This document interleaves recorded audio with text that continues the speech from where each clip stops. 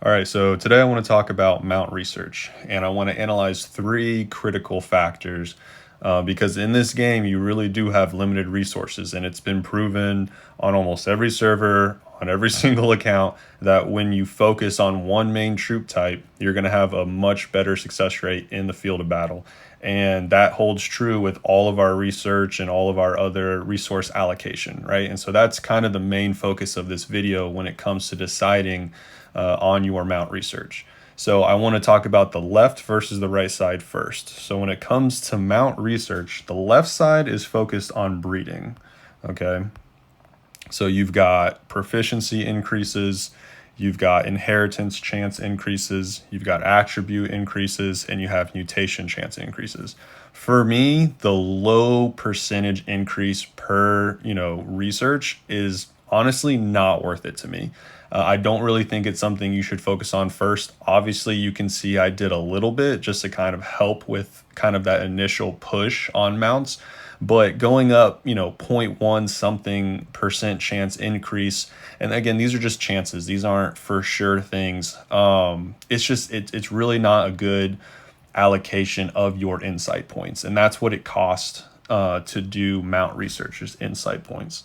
If you go over here to the right side, to me, it's just much more worth it. So if you click on the very first one, pike attack, 1.5%, that's a huge increase. And then you've got defense, and then you've got health, and then you go over here and you've got all unit type attacks. Now in the next comparison I'm going to do, I'm focusing on all unit type attacks, or a boost that it increases each troop type. To me, that's the easiest way to compare the three things. So you can see here 1.5% increase. And for level 3 costs 720 insight points. It's just a much better for sure way to have stronger marches. I get it, horses and mounts are a huge boost to troops, a huge boost to individual heroes. So having this left side, somewhat built out can help, but because it's so random, to me, just the likelihood increase just makes it not so much worth it. All right, so that's why I prefer to focus on the right side, and why I'm going to continue to focus on the right side, because again, focusing on one troop type is a huge aspect. So the other two things I'm going to compare to on why I think not only should you focus on the right side of mount research, but why I think you should focus on mount research in general over castle upgrades and traditional tech tree, is because of the dollar cost average between the three. So tech points, right? That goes to your castle. And then for traditional tech research, you're going to obviously have your research speed ups. So we're going to look at what those cost per average and how much they're costing for the upgrades. So for the mount research, you've got up to 10.5% increase on this one, because there's 10 levels to it. It goes up 1.5% for each one. The average cost to max this out, you're looking at about $100.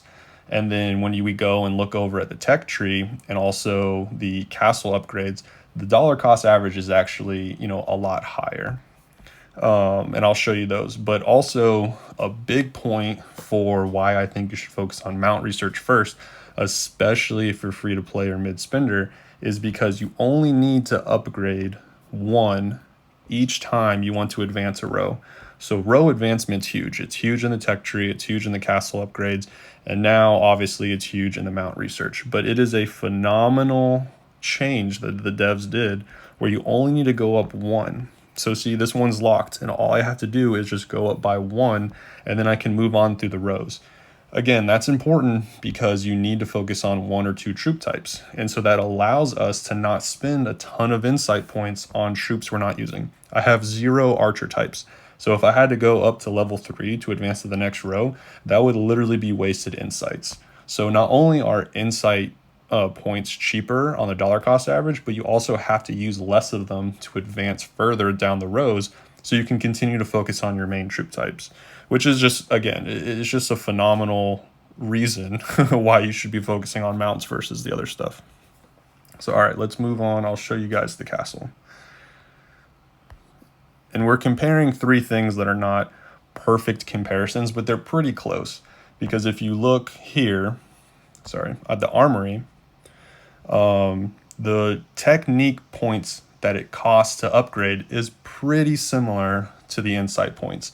It might be a little bit less, but again, there are some differences here because in the castle, your main objective that you need to do if you want to continue to be competitive on the field of battle is to advance as quickly as possible down this castle tech tree, all the way down. You want to get to this new research as fast as you can, so that way you can start progressing your heroes up towards level 140. If you want to hit that Kraken status, you got to be 140 right now. As the game goes on, whales are going to get to 140, then mid spenders, then eventually free to play, right? But you want to spend the lowest amount you can to advance to the next row. And again, mount research, you only need 1. Here in the castle, you have to go up to 5. For Citadel renovation, only 3, but then it goes back to 5 for these next ones. So you're having to spend a lot of technique points on things you might not care about right away. It's great to have more wood production, but would I want to go to 5? No, I'd probably keep that at 1 until everything else is maxed. But you're forced to spend these technique points. So not only does the technique points have a higher dollar cost average, but you have to use more of them for your row progression. While you need to be focusing on technique points, doing your exploration, all that stuff, if I'm going to be buying packs to advance faster or to get more bang for my buck, I'm going to be choosing those insight points. And again, we'll go over and give examples of the dollar cost average as well. Moving on to the third comparison, research. My last row is already done, but I can't remember exactly how many days. I threw up an average of 450 days just to do a dollar cost average comparison for you guys. But again, there's 10 upgrades here, all the way up to 20%. 20% is the same as the armory maxed on the castle. But again, to get here, your row development is much slower because you have to, at minimum, go up to 3. So again, I have 0 archer troops, but I have to do 3 at a minimum just to progress to the next row, which gets very costly. It takes a lot of time. And right here, you can see I'm upgrading the hospital capacity, and it's 41 days. So these last rows definitely were anywhere from 20. I think the very first one may have been 25, all the way up to 60 plus days. So that's why I just threw a random average of 450 days to max out one of these. So you've got 10,000 roughly technique points, 10,000 roughly insight points, and roughly 450 days. Those are the costs, generally speaking, to max out a all unit attack type. Now let's go look at what it would cost to buy those things. All right, so starting with technique points. So you get 75 technique points right here, $3. And this is just starting. As you guys know with packs, as you buy them and they go up in cost, the amount that you get for that resource goes down, right? So your dollar cost goes lower. You always need to try to have the best dollar cost average that you can. When you go over here, so you can get 100 insight points for your mount research for $1.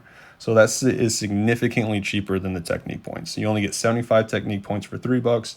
You get 100 insight points for $1. So the dollar cost average on that is just absolutely phenomenal. And you go to your speed ups. So speed ups definitely need to be under $1 a day, as close to 50 cents as you can get. For this, just using an example, you can see here you've got 6 days total for $5. So it beats that $1 a day threshold, but it's still not just focused on research. So this is not the best pack to do a comparison on, but I'm just showing you guys where I'm getting my math from. These are all the level 1 non-purchased yet packs. And so if you buy these week in and week out, this is a decent dollar cost average for you to go by. Obviously you want to purchase more so on those lucky events or if there's a spending event, but just using this for the quick math. So when I compare these 3 things, and this is helping me make my decision on what I should focus on, right? So if I were trying to max out a all unit attack type, which is for us just the example we're going with, it would take roughly 450 days. So at just under $1 a day on that research for your tech tree, it's going to cost you $400 if you just bought packs and used it all on just that one thing. If you're going to be doing the tech tree, which is the armory, it's going to cost you roughly $300, probably a bit more. So, maybe $325, $350. And both of those are going to give you a 20% attack boost though, right? So it is noteworthy to say that you are getting a higher attack boost for those two.